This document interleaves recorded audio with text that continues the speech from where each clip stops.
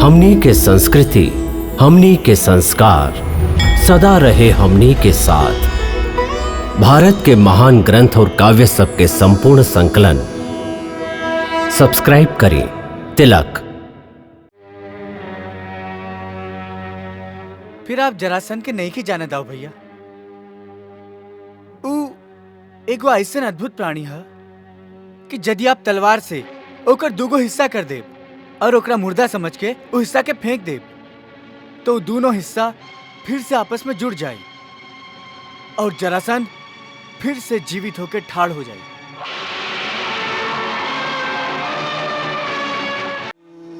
क्लीं ऐं ह्रीं श्रीं नमो भगवती संतान कामेश्वरी गर्भविरोधम निराशय निराशय सम्यक शीघ्रं संतानम उत्पादय उत्पादय स्वाहा।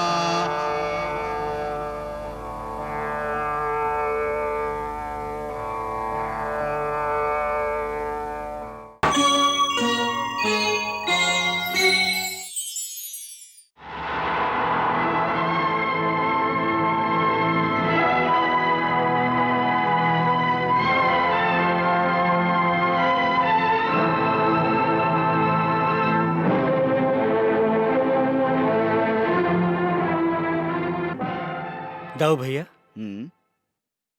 लागता कि अब हमके मथुरा नगरी के छोड़ के कहीं और जाए के पड़ी। ये आप का कह रहा है प्रभु? आप मथुरा नगरी के छोड़ के जाए? हाँ क्रूर जी, बाकी का है? ऐसे कि जब तक हम मथुरा में रहब मथुरा संकट में रही।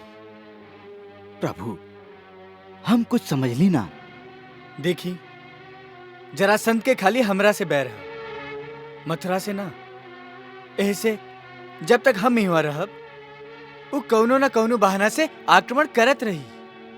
बाकी प्रभु अब हमें आक्रमण करे के शक्ति ही कहवा रहल है।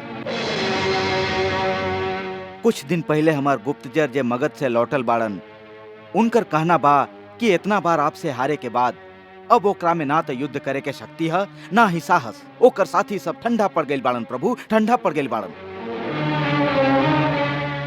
प्रभु हम सुन ले हैं कि एगो बड़ा सभा में उ निर्णय कैले बाड़न कि अभी समय अनुकूल नहीं खे, ऐसे सब साथी अपन अपन राज्य के लौट जास और अच्छा समय आवे के प्रतीक्षा करस।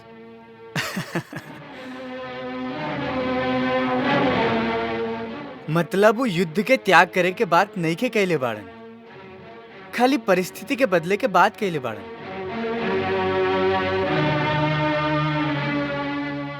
एकरा से एगो बात तो साफ हो जाला कि मथुरा के संकट खाली टर गईल है, अब ही समाप्त नहीं के भई। हम तुमसे सहमत ना है कन्हैया। हम तो समझत हैं कि अब जरासंध के सगरे साथी तितर बितर हो रहल बाड़न, जैसे उनका शक्ति जे संगठित रहे वो बिखर गई है। एकरा बाद वो फिर कबो ए होरी आंख उठा के देखे के हिम्मत ना करिए। हाँ, फिर आप जरासंध के नहीं की जाने दाओ भैया। एगो ऐसा अद्भुत प्राणी है कि यदि आप तलवार से ओकर दूगो हिस्सा कर देब और ओकरा मुर्दा समझ के उस हिस्सा के फेंक देब तो दोनों हिस्सा फिर से आपस में जुड़ जाए और जरासंध फिर से जीवित होकर ठाड़ हो जाए।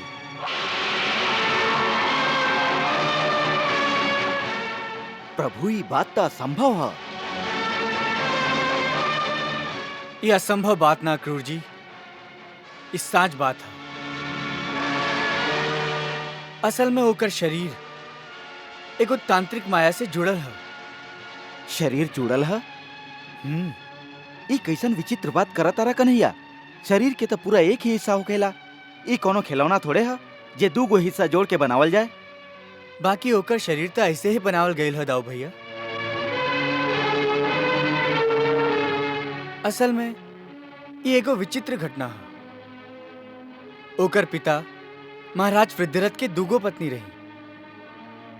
छोटकी के संतान रहे, बाकी बड़की रानी के संतान ना रहे। ऐसो दोनों पति पत्नी संतान प्राप्ति खातिर साधु महात्मा सबके बहुत सेवा करत रहे। एक बार एगो परम सिद्ध ऋषि उनकर सेवा से प्रसन्न होके उनका एगो फल दिलन। ॐ क्लीं ऐं ह्रीं श्रीं नमो भगवती संतानकामेश्वरी गर्भविरोधं निरासये निरासये सम्यक् शीघ्रं संतानम् उत्पादय उत्पादय स्वाहा।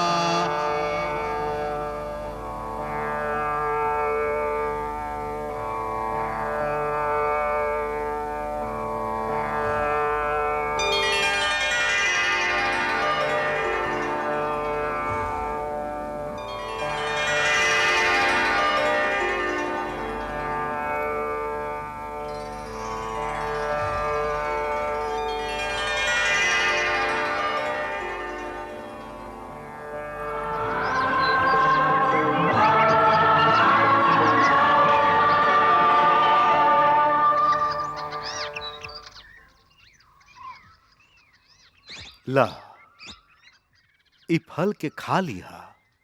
प्रभु के कृपा से तोहके एगो बहुत पराक्रमी पुत्र के प्राप्ति होई।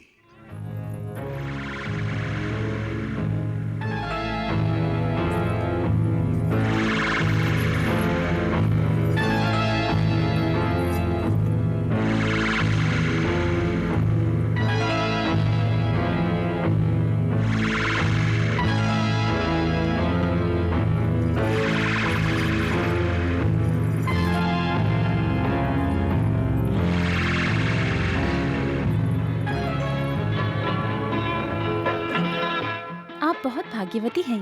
भगवान करे जैसन महर्षि कहले बाड़न वैसने प्रतापी बेटा आपके यहाँ जन्मे।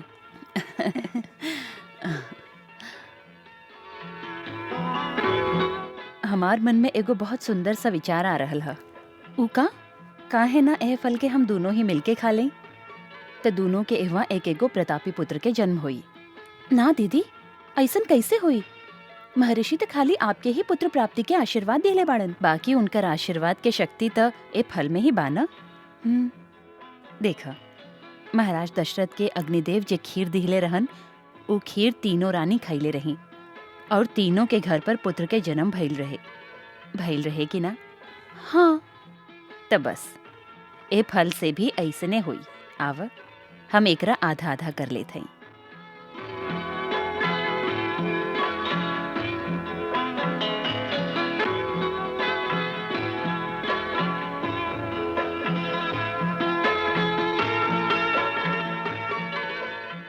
इला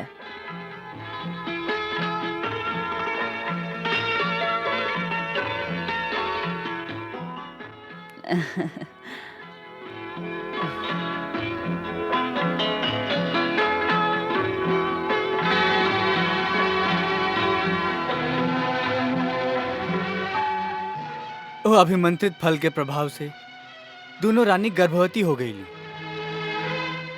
बाकी 10वां महीना में एगो बहुत विचित्र घटना घटल। जब दोनों रानी के गर्भ से लइका पैदा भइल तो दोनों के शरीर आधा आधा रहे। ऐसन लागत रहे जैसे केहू तलवार से एगो लइका के दूगो हिस्सा में काट दिले होके। जब ये दोनों आधा आधा शरीर राजा के सामने लावल गए तो राजा बहुत दुखी भइलन।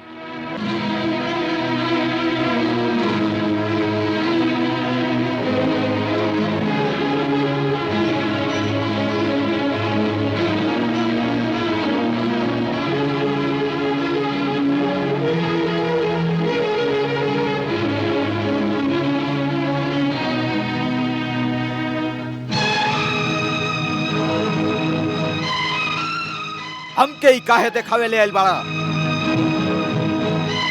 का करी हम ही दूगो टुकड़ा के? ले जाओ और फेंक दो इनका कोनो जंगल में, जैसे कोनो जंगली जानवर के तो पेट भर जाए इनका से। हाँ।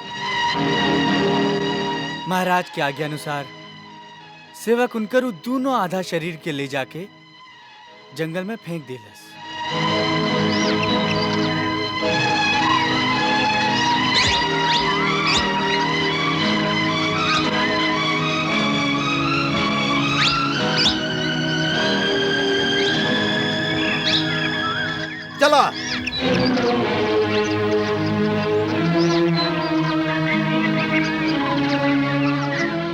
ओह समय ओह जंगल से जरा नाम के एगो राक्षसी जात रहे।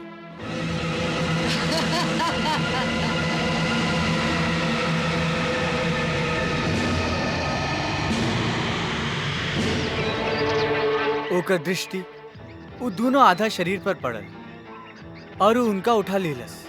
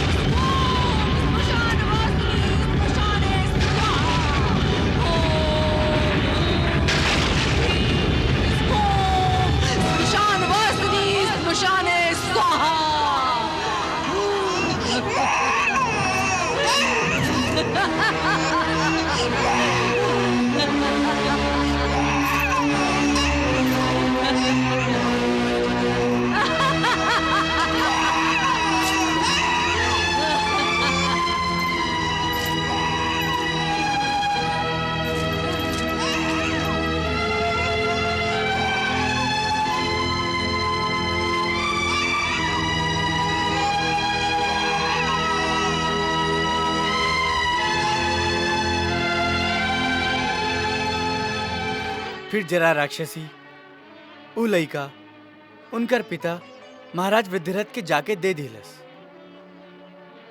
काहे कि जरा राक्षसी उ दोनों टुकड़ा के मिला करके उनका जोड़ के एक कर दिले रहे। ऐसे महाराज विद्युरथ ओ लइका के नाम जरासंध रखलन। ई उहे जरासंध ह। एकर आज भी यदि दूगो टुकड़ा कर द तो दोनों टुकड़ा तुरंत फिर से आपस में जुड़ जाई और वो जरासंध फिर से लड़े खातिर तैयार हो जाई। ऐसे हम कहते हैं कि जब तक जरासंध मथुरा के संकट समाप्त ना हुई